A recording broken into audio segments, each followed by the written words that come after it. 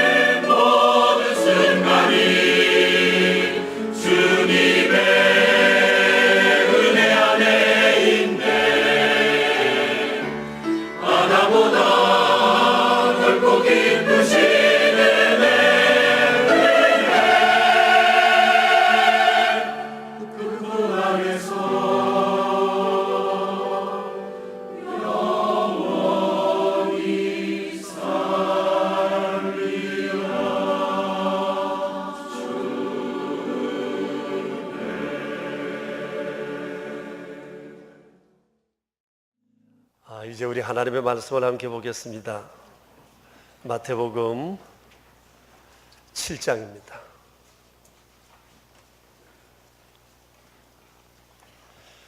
13절에서 14절에 있는 말씀, 살아계신 하나님의 말씀입니다. 우리 이제 함께 주님의 말씀을 받들어 읽도록 하겠습니다. 마태복음 7장 13절 14절 같이 받들어 읽겠습니다. 좁은 문으로 들어가라. 멸망으로 인도하는 문은 크고 그 길이 넓어 그리로 들어가는 자가 많고 생명으로 인도하는 문은 좁고 길이 협착하여 찾는 자가 적음이라. 아멘. 한 해가 금세 지난 것 같습니다. 오늘 2015년도 마지막 주일 예배를 우리가 드리게 되었습니다. 돌아보면 하나님의 은혜 감사하지 않을 수 없습니다. 우리의 눈을 밝혀 은혜가 뭔지 알게 하시고 또 은혜 안에 살게 하시고 또 은혜로 우리를 이끌어 주셨습니다. 그럼에도 불구하고 한 해를 돌아보면 부끄러운 마음 많고 무엇보다도 성도로서 성도의 길을 제대로 걸어왔다는 것에 대해 반성하지 않을 수가 없습니다. 주님은 오늘 우리에게 이 거룩한 말씀을 통해서 다시 한번 우리 자신을 믿음으로 세우기 원하십니다. 좁은 문으로 들어가라. 그 길은 좁고 문도 작고 그래서 찾는 이가 적거나 넓은 문, 넓은 길은 찾는 사람이 많다. 너희는 과연 어느 길을 찾았으며 어느 길을 걸어왔는가라고 주께서 묻고 계십니다. 여러분, 지난 한 해 동안의 우리의 삶 한번 겸손히 돌아보았으면 합니다. 나는 내가 편한 길만을 찾아 오지 않았는가? 아니면 좁지만 힘들지만 사람들이 함께 가지 않지만 마땅히 해야 할 일이요, 가야 할 길이기에 그 길을 걸어왔는가? 정말 이 길이 짐이 아니라 내 삶의 자부심이었나, 기쁨이었나? 그런 것들을 한번 생각하면서 새해는 정말 좁은 문, 좁은 길 걷기를 다짐하는 그런 결심하는 이 주일 아침이 되었으면 좋겠다 싶습니다. 세 가지 측면에서 우리 자신을 반성하고 또 결심했으면 합니다. 첫째는 주일을 주일답게 지키자는 겁니다. 여러분, 주일은 우리 그리스도인들만이 가지는 거룩한 문화입니다. 주일은 우리가 세상 사람들과 다르게 사는 사람들이라는 것을 사람들에게 보여주는 좋은 표징이 됩니다. 사실 주님을 믿지 않는 사람들에게 주일은 휴일에 불과하지만 우리에게는 주님의 날입니다. 우리는 이 주일을 통해서 내 인생의 주인이 하나님이시고 또 세상의 많은 날들이 내 날이 아니라 하나님의 날이라고 하는 것을 다시금 마음에 우리가 새기게 됩니다. 종종 이런 생각을 할 때가 있습니다. 훗날 우리가 천국 가서 하나님 앞에서 세상에 살다 온 이런저런 얘기를 할 때 그때 제일 많이 하는 얘기가 아마 주일 얘기 아닐까 생각합니다. 주일날 교회 갔던 얘기, 교회에서 있었던 여러 가지 일들을 할 것 같습니다. 우리 할렐루야 찬양 때는 말이야, 전부 다 열심히였어. 지휘자의 열정, 사랑, 카리스마에 안 나갈 수가 없었지. 그래서 언제나 우리 할렐루야 찬양 때 자리가 꽉꽉 찼어. 어느 크리스마스 때인데 우리 빨간 꽃갈 모자 쓰고 안 냈다.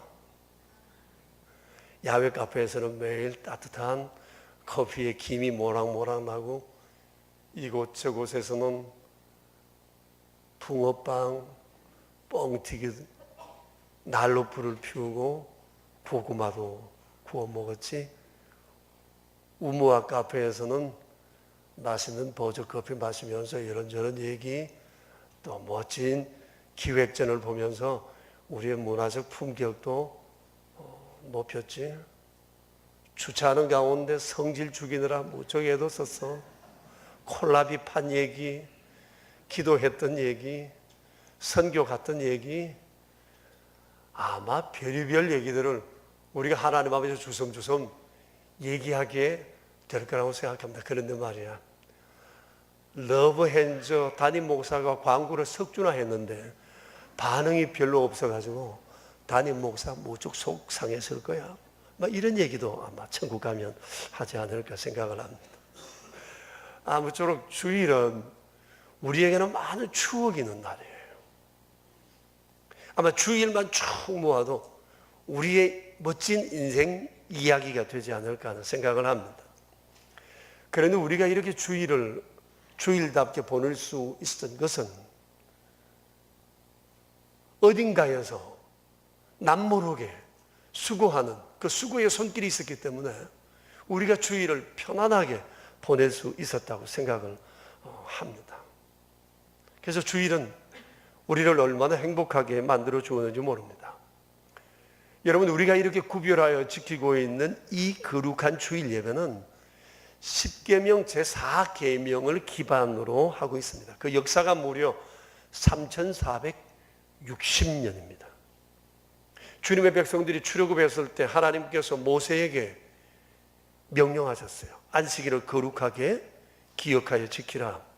여세 동안은 내 모든 일을 행할 것이나 그날은 너와 내 아들과 내 딸과 내 남종과 여종과 내 집에 있는 객이나 모든 짐승들도 쉬게 하라. 내가 그날을 복되게 하여 거룩하게 하겠다고 주께서 말씀을 하셨습니다. 그러니까 여러분, 이 주일의 전통은 출애굽 때부터 지켜왔으니 모세, 사무엘, 다윗, 베드로, 바울, 켈빈, 루터, 어거스틴, 주기철 목사님, 손양은 목사님, 한경직 목사님 같은 분들이 생명처럼 여기고 지켜왔던 날입니다. 기독교 문화적 전통 가운데 가장 오래된 전통입니다. 그래서 우리가 주일을 지킬 때마다 가장 오래된 전통 가운데 내가 오늘 그 끈을 이어가고 있다고 하는 것에 대한 자부심을 가지고 우리가 주일을 지켰으면 좋겠습니다. 근데 돌아보면 우리가 주일을 지킨 것 같은데 사실은 주일이 나를 지켜주었다는 생각을 할 때가 한두 번이 아닙니다. 만일 여러분 우리에게 주일이 없었다면 어떻게 될 것 같습니까? 믿음 생활 제대로 했을 것 같습니까? 주일이 내 삶의 중심을 잡아주었습니다. 내 삶을 풍성하게 했고 과거를 돌아보고 미래를 꿈꿀 수 있도록 한 것이 바로 주일입니다. 주일은 우리의 삶을 얼마나 풍성하게 했는지 모릅니다. 아마 주일이 없었다면 우리의 삶은 많이 흐트러졌을 것이고 천국까지 가는 길들이 굉장히 버거웠지 않나 생각합니다. 여러분, 사람이 일주일마다 한 번씩 자신의 삶을 돌아보는 것만 해도 이건 대단한 일이라고 생각합니다. 일주일마다 한 번씩 삶에 대한 새로운 결단을 한다고 하는 것은 이건 놀라운 일이 아닐 수가 없습니다. 이 세상에 품격으로 말하면 그리스도인 같은 품격 갖기가 힘들고 그리스도인들 같이 수준 높은 문화적 삶을 향유하는 사람도 별로 없고 정말 수준 높은 얘기와 아름다운 교제를 나누는 공동체도 세상에 그리 없다 말할 수가 있습니다. 주일이 있어 우리는 행복한 겁니다. 주일이 있어 내 삶이 중심을 잡는 겁니다. 주일이 있어 내 삶이 안전한 것입니다. 그래서 이 아름다운 주일의 전통을 우리는 끊임없이 지켜가야 하고 주일답게 지켜야 하고 우리 자녀들에게도 이 주일을 잘 물려줄 수 있어야 합니다. 어떤 분이 그럽니다. 애 때문에 주일날 어디 갈 수가 없어요. 내가 저랬다 해야 되나 말아야 되나 싶기도 하지만 참 자식 잘 뒀다 하는 생각이 들어요. 예? 애들이 주일학교 가야 된다고 엄마 아빠 놀러 가려고 하면 못 가게 한대요. 메리 주일, 해피 주일, 앞으로도 늘 주일이 우리의 삶의 중심이 되고 또 즐거움이 되기를 축복합니다. 여기서 멀지 않는 곳에 아름다운 교회가 있다는 소문을 듣고 얼마 전에 방문했던 적이 있습니다. 이름하여 방주교회입니다. 제주도에도 하나 있고 여기 남양 쪽에도 하나 있습니다. 가서 봤는데 건축미가 아주 독특했고 아주 그림 같은 교회였습니다. 보니까 담임 목사님은 없는 것 같은데 주일 예배는 드리고 있었습니다. 매주일마다 설교자를 초빙해서 말씀을 듣는 것 같았습니다. 그런데 문제는 그 교회가 동네에서 한참 외진 곳에 있다는 겁니다. 골프장 안에 있습니다. 한번 생각해 봅시다. 과연 누구를 위한 교회입니까? 주일날 골프 치러 오는 그리스도인들을 위한 교회인 듯 했습니다. 교회 건물은 있습니다. 예배는 드립니다. 그런데 여러분, 성도의 교제가 없고 봉사와 섬김이 없고 함께 꿈꾸는 비전이 없고 비전을 향해 기도하고 헌신하는 삶이 없고 사역이 없는 교회는 진정한 교회일 수 없습니다.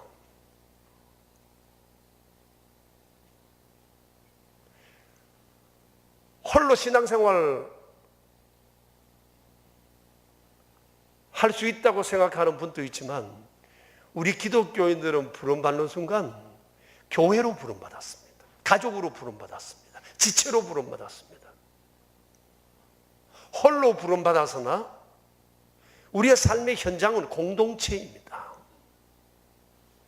그래서 하나님은 교회를 통해서 하나님의 거룩한 꿈을 꾸게 하고 함께 꿈꾸고 함께 이를 위해 헌신하며 사역하며 나아가게 하셨습니다. 경치 좋은 곳에 교회가 있어서 예배는 있어요. 함께 꿈꾸는 꿈이 없고 이 일을 위해서 헌신하는 것이 아니라면 참된 교회 그리스도인의 삶이라고 말할 수가 없습니다. 만일 주일 예배를 통과 의례 정도로 생각한다면 이건 예배의 위기요, 주일의 위기요, 그 개개인 삶의 위기라고 말할 수 있습니다. 여러분 편의를 따라 주일을 지키지 않도록 합시다. 생명처럼 지킬 수 있게 되기를 축복합니다. 새해에는 주일을 주일답게 지키는 일에 우리 헌신의 힘을 다해야겠고 예배 시간도 좀 더 정확하게 지켜 하나님을 예배하는 예배자들이 되기를 축복합니다. 두 번째 우리가 반성하고 결심해야 할 것은 매일매일을 주일처럼 보내고 있는가라고 하는 겁니다. 이게 중요합니다. 주일 지나고 난 다음 월요일부터 토요일까지가 중요합니다. 이 날을 어떻게 지켰느냐에 따라서 주일은 우리에게 더욱 강력한 은총의 날이 될 수 있기 때문입니다. 여러분 어떻게 매일매일을 주일처럼 지낼 수 있을까? 몇 가지 여러분에게 제안을 합니다. 매일매일을 주일처럼 지낼 수 있는 길이 있습니다. 첫째는 하나님께서 예수님의 성탄을 통해서 우리에게 주신 큰 선물인 평화를 우리가 늘 묵상하는 겁니다. 그저께 성탄 예배 때 오셔서 여러분 주의 말씀을 우리가 함께 묵상하지 않았습니까? 평화는 하나님께서 우리에게 주신 가장 큰 선물입니다. 예수님 탄생하셨던 날 천군 천사가 함께 모여 대합창을 했습니다. 지극히 높은 곳에서는 하나님께 영광이요, 땅에서는 하나님이 기뻐하시는 사람들 중에 평화라고 그랬습니다. 천군 천사는 예수님의 나심의 이유와 목적을 딱 하나로 요약했는데 그 평화라고 그랬습니다. 평화. 여러분 예수님이 세상에 오신 이유는 평화를 주러 오셨어요. 이게 성탄의 이유요, 목적입니다. 성육신 하신 이유, 그 평화예요. 평화가 성탄의 핵심입니다. 예수님을 통해서 이루실 그 일의 요약입니다. 아시는 바대로 아담과 하와가 선악과를 따먹고 난 다음에 가장 큰 문제는 하나님과 평화하던 관계가 깨져버렸다는 것입니다. 그래서 로마서 5장 10절에는 이를 두고 하나님의 원수가 되었다 그랬습니다. 원수라고 그래서 하나님을 덩쳤다는 말이요, 하나님을 거역하고 반역했다는 말이요, 사사건건 하나님 원하지 않는 일만 찾아 골라 하는 악질이라는 얘기입니다. 그래서 이러한 인생의 운명에 대해 에베소서 2장 1절에서는 허물과 죄로 죽었다고 선언하고 있습니다. 이렇게 불행해진 인간을 불쌍히 여기시어 평화를 선물로 주시기 위해서 예수님이 세상에 오신 거예요. 하나님이 예수님을 통해 주신 이 평화, 큰 선물인 평화의 내용이 뭐죠? 히브리서 2장 14절에 나와 있습니다. 이거 잊어버리면 안 됩니다. 아마 천국 가면 하나님께서 시험 보실지도 모릅니다.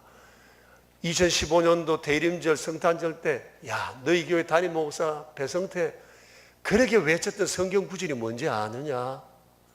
이렇게 물으면 빨리 손 들고 대답해야 됩니다. 히브리서 2장 14절에서 18절 내용이 뭐냐고 물으시면 대답할 줄도 알아야 됩니다. 얘기 한번 해볼까요? 평화의 내용입니다. 그리스도인으로서 하나님이 우리에게 주신 선물인 평화를 요약해서 알아야 합니다. 하나님이 주신 평화의 선물이 뭐죠? 구체적으로 하나님과 사람 사이의 평화를 깨뜨려 놓은 마귀의 세력을 꺾으신 겁니다. 다시는 방해하지 못하도록 꺾으셨어요. 그 다음, 좀 얘기를 좀 해봐요. 아시잖아요. 그 다음에 뭐죠? 십자가로 속량하셨어요. 침묵은 금이 아니다. 그 다음, 죄로 말미암아 죽을 수밖에 없는 우리를 사망에서 생명으로 나아가는 길을 약속해 주셨어요. 그리고 죄와 죽음의 두려움 가운데 평생 붙들려 떨고 있는 우리에게 자유를 주셨다. 진리가 너희를 자유케 하리라. 자유함을 주셨다. 그리고 세상을 살아가는 우리가 살아가며 겪는 여러 가지 시련과 환난 중에서 우리를 붙들고 도와주시겠다고 주님이 약속을 하셨다고 하는 것입니다. 이게 평화의 내용입니다. 알고 계셔야 합니다.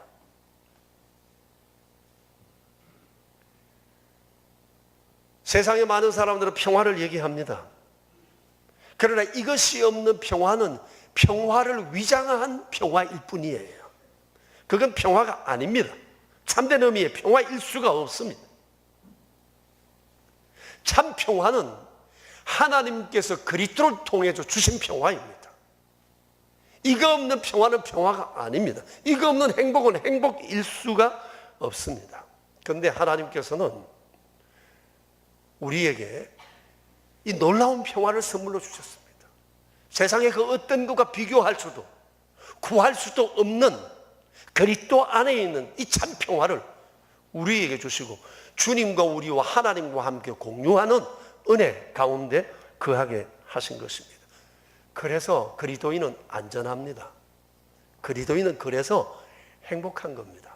눈에 보이는 것 이런 것 있어서가 아니라 우리는 주님의 보장 속에 살아가는 것입니다. 말씀드렸잖아요. 최대의 복지는 하나님께서 그리스도 안에서 우리에게 약속하신 평화입니다. 최선의 복지, 그거 역시도 이 평화입니다. 그래서 그리스도인들은 주님이 우리에게 주신 평화를 생각하면 행복할 뿐입니다. 지난 한 주일 말씀을 준비하면서 생각난 노래가 있는데 불러도 괜찮을까요? 나는 행복합니다. 너도 행복합니까? 나는 행복합니다. 정말 정말 행복합니다. 그날이 왔어요. 성탄절이에요. 끝. 여러분, 정말 그리스도인은 행복한 사람이잖아요. 주님 때문에. 그래서 우리가 매일매일을 주일처럼 보내려고 하면 주님이 성탄절을 통해서 우리에게 주신 선물 평화를 늘 묵상해야 합니다.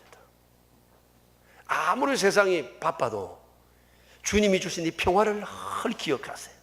그러면 우리의 마음이 아주 풍성해지고 강한 자신감으로 가득 차게 되고 정말 행복하다는 느낌을 갖게 될 것입니다.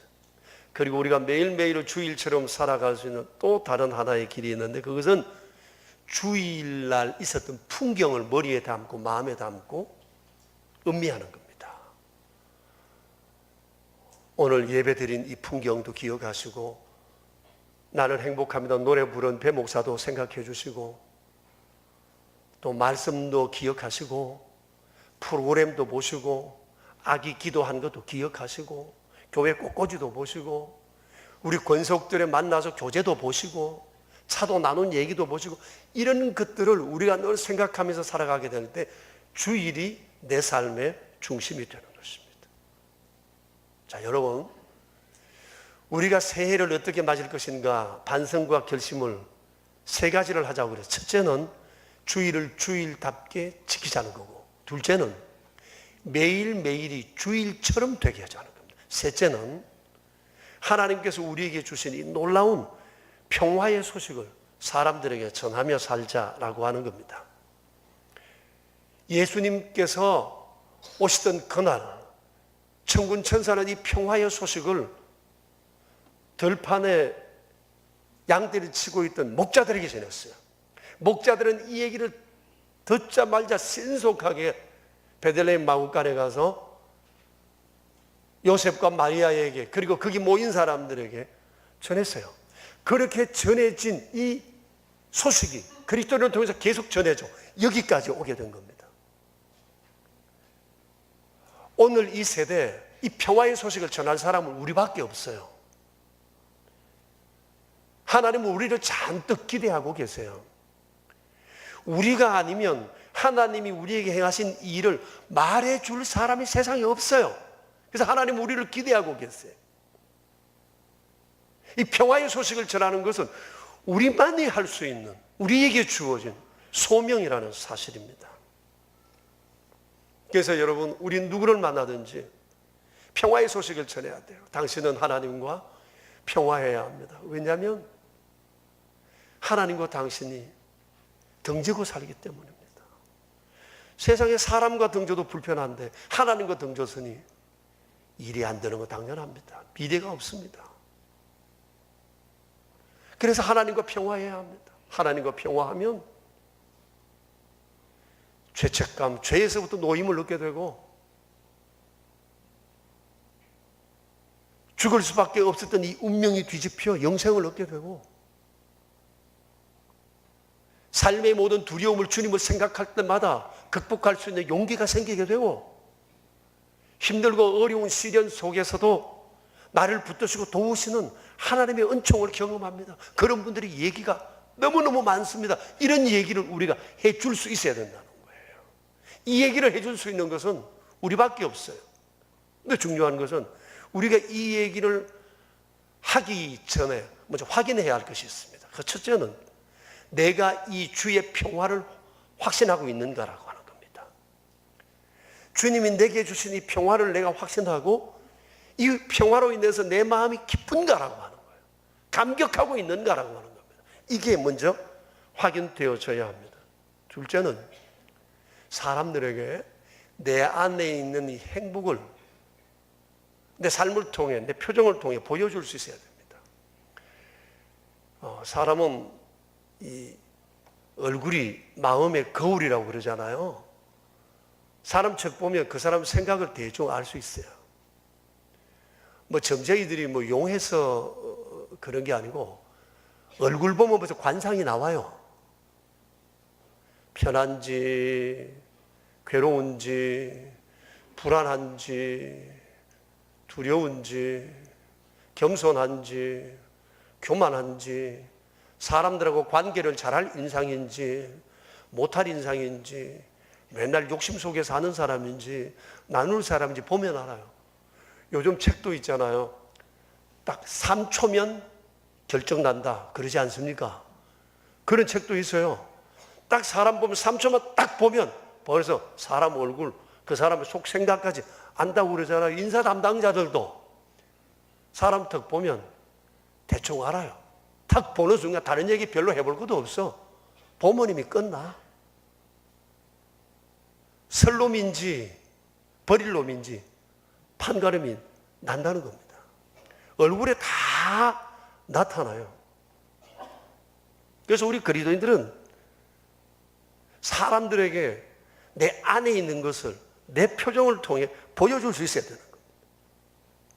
그런데 우리가 평화를 말하면서 하나님과 평화하세요, 평화하세요 그러면서 이런 얼굴을 가지고 평화하세요. 그러면 니나 평화해라. 그러지 않겠어요? 보입니까? 아니, 평화를 얘기하고 하나님 사랑을, 행복을 얘기하는 사람이 이런 얼굴로 가면 사람들이, 야, 내가 니같이 될까 무서워서 나 그 예수 못 믿겠다. 그러지 않겠습니까? 평화를 말하면 최소한 이런 얼굴은 돼야지. 요래 가지고 가서 평화를 얘기하고 하나님과 평화하세요.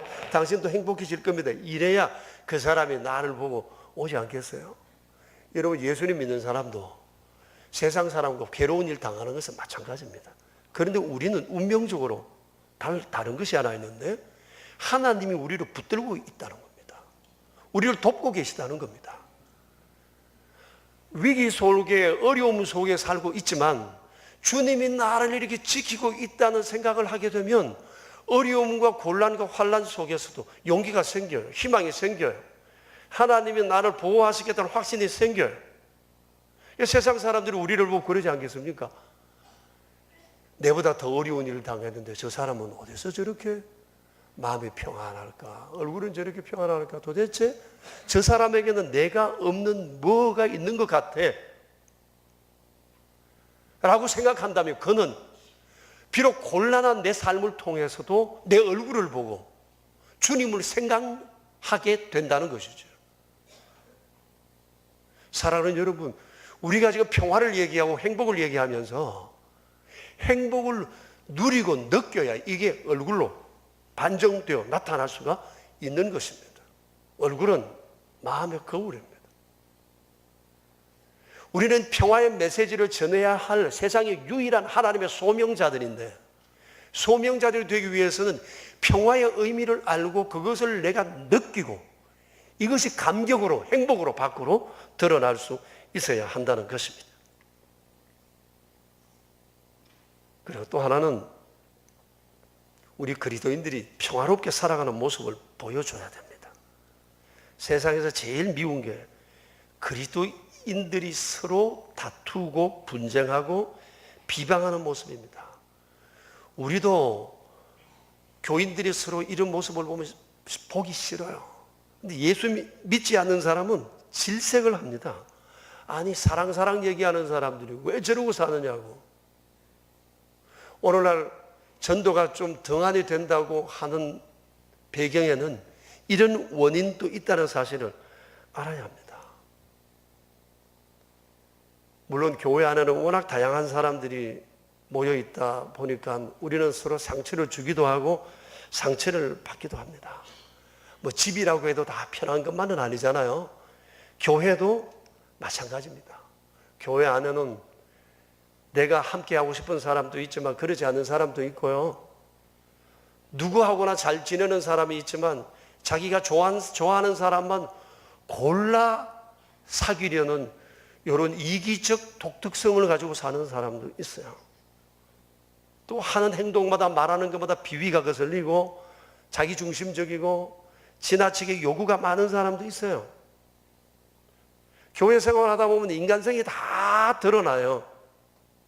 그래서 상처를 받고 힘들어하고 어떤 사람은 교회를 떠나기도 하고 예수 믿는 것을 포기하기도 해요. 그런데 여러분, 그렇다고 우리가 떠날 수 없는 이유는 구원은 개인적으로 받지만 우리의 삶의 양식은 공동체예요. 우리는 부름받는 순간 하나님의 권속, 하나님의 가족으로 부름받아요. 가족은 혼자 생활할 수 없는 사람이에요. 주님은 우리를 몸과 지체라고 말씀하셨어요. 그리고 교회라는 공동체 속에서 살도록 만들었어요. 하나님을 아버지로 모시는 사람은 교회를 어머니로 섬기는 사람이라 그랬습니다.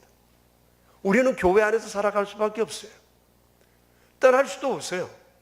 문제는 떠나서 해결되는 것이 아니라 내가 머무는 이 공동체 안에서 이 공동체를 아름답게 가꾸는 일이 우리에게 중요하다는 겁니다. 여러분 한번 생각해 봅시다. 만일 사람이 내 가정이 편하지 않다고 해서 그때마다 편한 곳을 찾아가면 1년에 가출을 몇 분쯤 해야 될까요? 평생 가출 몇 분쯤 할 것 같아요? 아니, 가정이 또 편하지 않다고 그래가지고 가정을 깨야 한다면, 내 성질대로 살아가야 한다면 가정을 평생 몇 분쯤 깨야 할 것 같습니까? 그럼에도 불구하고 우리가 그렇게 하지 않는 이유는, 견디면서 사는 이유는 그것이 최선이 아니라는 것을 알기 때문입니다. 좋은 방법이 아니라는 것을 알기 때문입니다. 가족도 한번 묶이면 관계가 어려울지라도 깨뜨릴 수 없는 거잖아요. 불편하다고 딱 갈아치우기 시작하면 평생 몇 번을 그래야 되겠습니까? 모든 공동체가 다 그렇습니다. 특히 교회는 더더욱 그렇습니다. 문제를 해결하는 방법은 피하고 도망가는 것이 아니고 극복하는 거예요. 그러다 보면 맷집도 커지고 인생의 쿠션도 생겨서 넉넉한 사람이 되고 큰 나무로 자라게 되고 다른 사람들을 내 그늘 아래 쉬게 할 수 있는 사람이 되는 것입니다. 고난이 사람을 만드는 거예요. 배고픔이 사람을 만들어가는 겁니다. 넉넉한 인품도 그런 것을 통해서 길러지는 것이잖아요. 이번에 우리 나라지가 나왔는데, 나라지 가운데 보면 이번에는 배다니엘 집사님이 그 컬럼을 이제 1월 달부터 쓰게 됐어요. 중국 고전을 전공하신 분이시라 거기에 대한 아마 고전 얘기를 앞으로 하실 것 같아요. 이 얘기, 이런 얘기가 있습니다. 제자 중에 한 아이가 참 어렵지만 성실하게 노력하며 살아가는 젊은이가 있는데 어느 대기업에 면접을 보러 갔답니다. 그래 면접관에게 평소에 선생님께 배운 자기가 좋아하는 고시를 인용을 해가지고 얘기를 했더니 면접관이 감동이 돼가지고 이랬다는 겁니다. 젊은이 그 글 참 좋네요. 메일로 좀 보내줄 수 없어요? 그러더랍니다. 이 청년 합격됐을까요? 떨어졌을까요? 남의 얘기는 무조건 좋게 하는 겁니다. 합격됐어요. 근데 그 얘기가 이런 겁니다. 한자는 어려워서 제가 넘어가고 해석 내용이 이런 겁니다. 하늘이 어떤 사람에게 장차 큰 일을 할 수 있도록 중책을 맡기려면 반드시 먼저 그 마음을 괴롭게 만들고 그 살을 다 빠지게 하고 먹을 것과 입을 것을 아쉽게 하고 그래서 지치게 하며 그가 하는 일 중에서 되는 일은 하나도 없이 자꾸만 꼬이게 한다. 그렇게 하는 까닭은 그 마음을 움직이고 천성을 끈질기게 하여 자기의 성찰을 참아서 그 전에 해내지 못했던 일을 더욱 잘할 수 있게 해주기 위함이라. 이래가 합격됐답니다. 얘가. 여러분 내용을 보세요. 곤란하고 어려운 일은 포기해야 할 일이 아니고 피할 일이 아니라 넘어가고 극복해야 할 일이라는 겁니다. 개인도 그렇고 가정도 그렇고 모든 공동체도 그렇고 교회도 마찬가지라고 생각합니다. 맷집을 키워야 됩니다. 그래서 교회는 주의 이름으로 모이는 이 교회 공동체는 용서하고 그로 인한 평화로움이 넘치는 공동체여야 됩니다. 최소한 7번씩 7번씩 용서하려는 의지가 없으면 절대 좋은 공동체 못 만듭니다. 여러분 각오하셔야 합니다. 하나님이 우리에게 운명처럼 만나게 한 이 아름다운 교회 속에서 생활하려면 용서하기로 결심해야 돼요. 주님 말씀처럼 7번씩 7번 의지적으로 용서할 마음을 가져야 좋은 공동체 만듭니다. 가정도 그렇고 내가 살아가는 모든 공동체 그렇습니다. 용서할 의지가 없는 사람은 절대 공동체를 좋게 만들 수가 없습니다. 어디 가든지 마찬가지입니다. 그래서 우리가 이 마음을 굳게 가져야 합니다. 헨리 나우엔이 그랬습니다. 용서는 악교와 같아서 우리를 견고하게 하고 함께 자라게 한다. 움베르토 에코라는 사람은 얘기했습니다. 상대가 나의 적이 되면 내 안에는 지옥이 삭든다. 맞는 말이지 않습니까? 그래서 어떻게 하든지 간에 내 마음속에 용서의 문제를 해결해야 돼. 우리가 왜 사람을 용서하지 못하느냐? 실망하기 때문에 그래요. 왜 사람은 누구나 욕구가 있어요. 갖고 싶고 얻고 싶고 바라고 싶은 욕구가 있는데 이게 채워지지 않으면 그 사람에게 서운해요. 실망해요. 그 사람이 나를 싫어서 저런갑다 싶어서 좋아하지 않게 되고 나중에는 원수 같은 감정도 가지게 되죠. 또 용서가 안 되는 이유는 상대를 이해하지 않으려고 하니까 용서는 안 되는 겁니다. 용서하려고 하면 그를 먼저 이해해야 됩니다. 이해 중에 최고의 이유는 우리는 하나님이 아니잖아, 이 얘기입니다.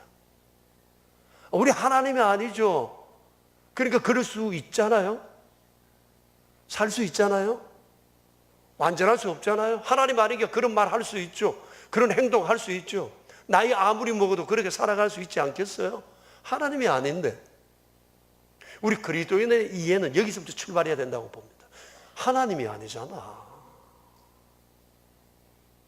그러니까 그럴 수 있잖아 라고 생각해야 합니다. 여러분, 우린 용서의 사람으로 요셉이라는 사람을 잘 알고 있어요.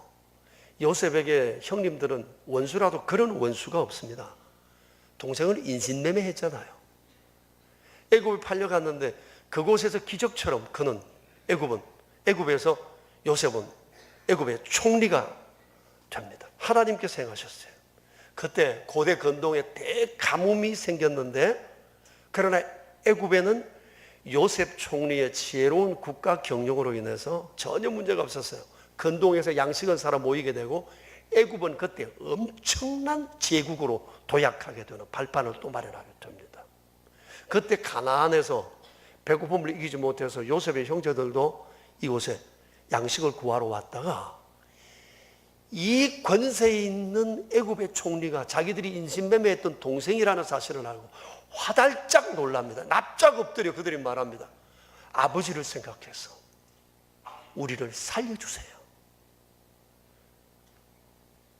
그런데 요셉은 이미 형님들이 이 얘기하기 전에 오래전에 이미 형님들을 용서하고 기다렸습니다. 여러분 아시지 않습니까? 요셉이 총리가 되어 결혼을 하고 난 다음에 애를 낳았는데 첫째 애 낳고 난 다음에 이름을 뭐라고 지었다고요? 므낫세라고 지었습니다. 므낫세라는 이름의 뜻은 하나님이 내게 모든 고난과 내 아버지의 집의 일을 잊어버리게 하셨다.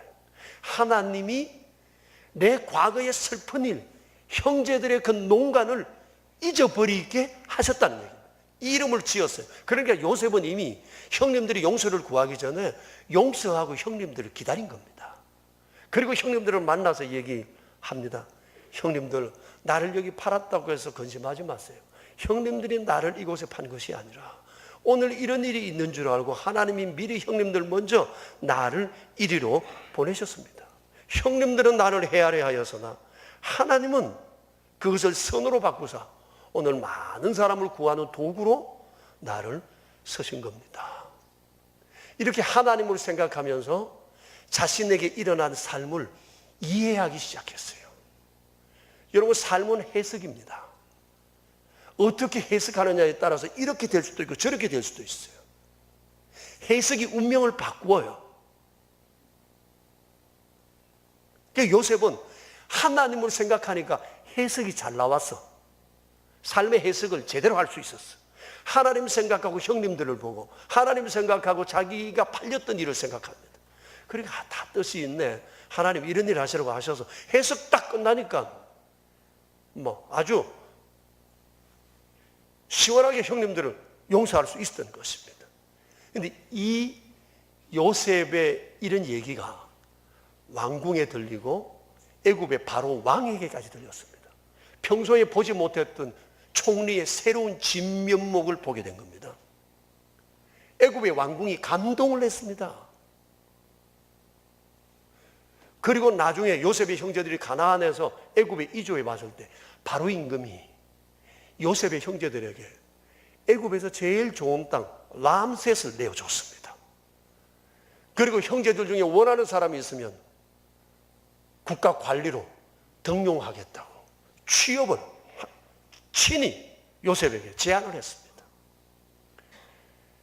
하나님의 백성이 그의 믿는 바대로 용서하고 평화롭게 살면 세상이 감동합니다.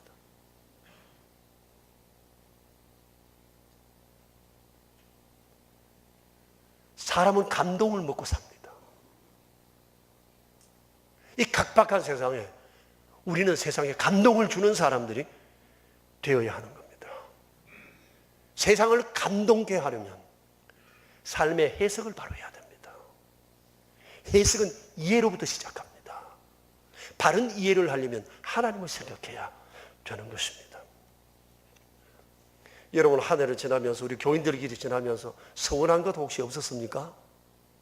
그 사람 눈빛, 말투, 행동, 함께하지 않은 일을 통해서 그랬던 사람이 있으면 평화의 악수를 청하세요. 우리는 하나님께로부터 평화를 선물로 받은 사람이잖아요. 말할 수 없는 이 평화를 선물 받은 사람으로서 해야 합니다. 이해하세요. 해석을 하나님 중심으로 다시 하세요. 그리고 손을 잡으세요. 우리가 어디 가든지 교인 얘기, 교회 얘기 잘해줘야 다른 사람들이 이 얘기를 듣고, 야, 하나님은 참 좋으신 분이네, 하나님 믿으니 사람이 저리 바뀌는가 봐 하고 주님께로 나오지. 우리가 가서 교회에 나쁜 얘기, 또 시원찮은 사람들이 있잖아요. 우리 중에 그 사람 얘기 막 이렇게 하면 이건 우리 얼굴에 침 뱉는 겁니다. 그러니 바르게 해석하고, 오늘 한 해 가기 전에 혹 좀 감정 상한 사람이 있으면 악수하세요. 혹시 그 사람 보기 싫어서 다른 데로 이사 가야 되겠다 생각하신 분 계시면 이사 비용 가지고 두 가족 여행 갔다 오세요. 그래, 푸세요. 악수하세요.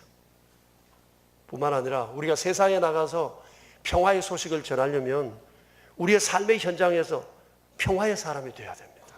가정에서 평화의 사람이 되어야 되고, 우리의 일터에서 평화의 사람이 되어야 돼요. 정말 쉽지 않을 거예요. 이익사회에서 평화를 말하면 손해보기를 각오해야 합니다.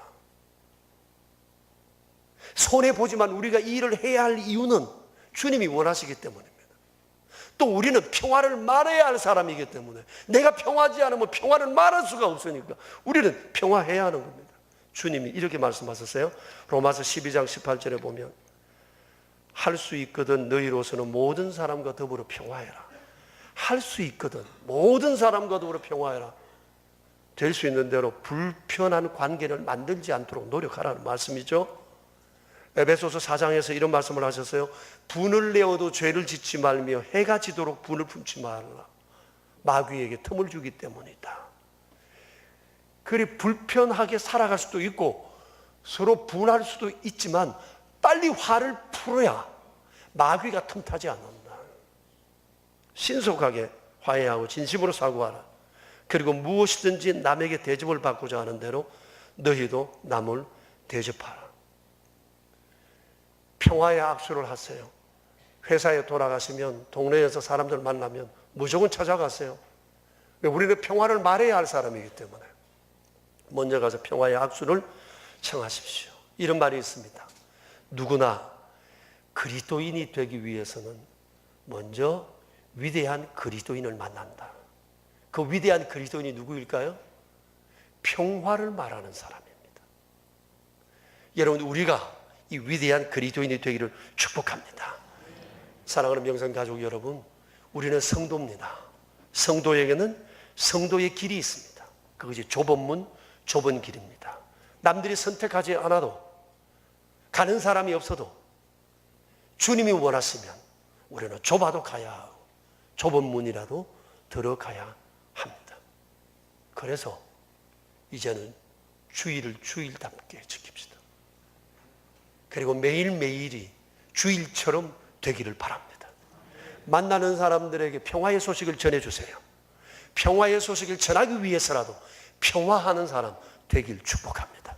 우리 함께 기도하겠습니다. 자신을 돌아봅시다. 부끄러운 일 많지만 그렇게 살아가는 거죠. 그렇게 고치고 또 새롭게 되고 그러는 거 아니겠습니까? 자, 주님이 우리에게 좁은 길, 좁은 문으로 들어가라, 성도의 길이라 말씀하셨어요. 어떻게 살아야 할지 우리 다시 한번 마음에 결심하고 기도로 나아갑시다.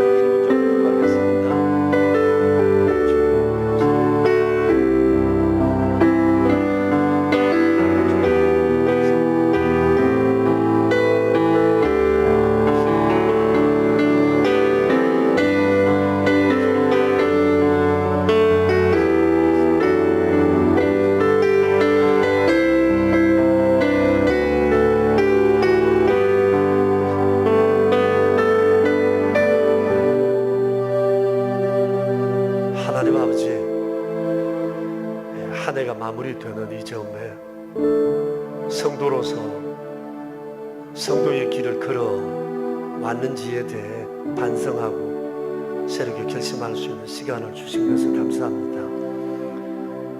부족함이 많으나 이렇게 깨닫고 고치며 점점 거룩해져 가는 것을 하나님은 우리의 성화의 방법으로 정하셨으니 오 주님, 허물진 것 주 앞에 고백한 것 용서하시고 저희를 고쳐 새롭게 해주시기 바랍니다. 좁은 길이라도 좁은 문이라도 남들이 가지 않아도 편한 것이 아니어도 주님이 원하시니 그 길을 가게 해주시고 평화의 소식을 전하는 사람으로서 평화롭게 사는 저희 모두가 되게 하여 주시옵소서. 예수님의 이름으로 기도합니다. 하나님 아버지, 지난 1년 동안 또 주일마다 이렇게 예배당에 와서 주를 예배할 수 있게 해주셔서 감사합니다. 때마다 이렇게 구별하여 예물도 드릴 수 있게 해주셔서 감사합니다. 저희들이 여러 모양으로 주께서 주께 예물 드린 것을 주님께서 아십니다.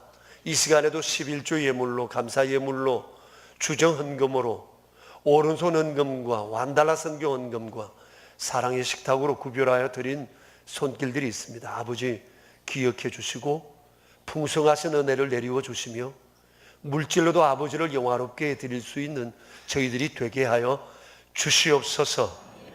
구주 예수 그리스도 이름으로 기도드리오며 이제는 왕 되신 주 예수 그리스도의 은혜와 만복의 근원 되신 아버지 하나님의 크신 사랑하심과 날마다 우리를 새로운 길로 이끄시는 성령님의 교통하심이 모인 저희 무리들과 명선의 모든 가족들과 주님의 몸 되신 교회 위에 이제로부터 영원히 함께 계시옵기를 간절히 축원하옵나이다. 아멘.